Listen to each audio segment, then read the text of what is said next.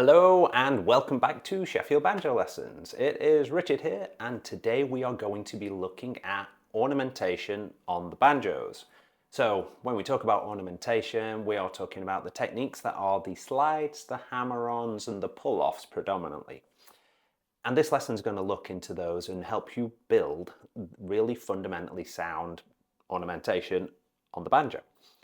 And it's going to look at three vital components that you can apply to each of those techniques to make sure that each one is absolutely solid. And then after that, we are going to do a really important thing, which is look at how to make sure you are playing them in the correct time. You'll see all these different bits in the songs that you're going to play, and it's really important to make sure that you can understand the differences of how you execute each one of those with the different timing signatures. So let's take a look at ornamentation.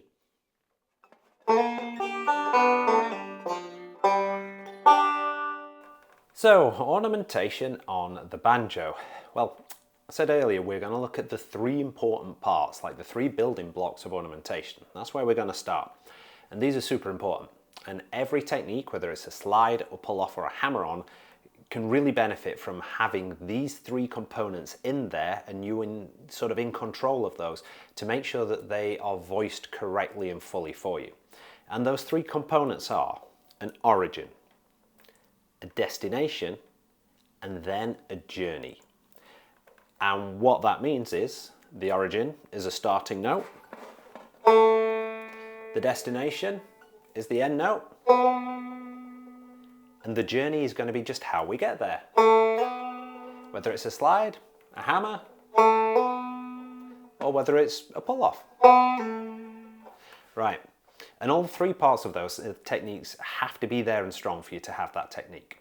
So when we're looking at that then, what it means really is I need to fret this origin note. If I'm going to start on a second fret and I'm going to play, let's say, a slide, and I'll explain the slides in a moment, I'm going to have to make sure I play this note before I set off. If I set off too early, I'm not going to have it.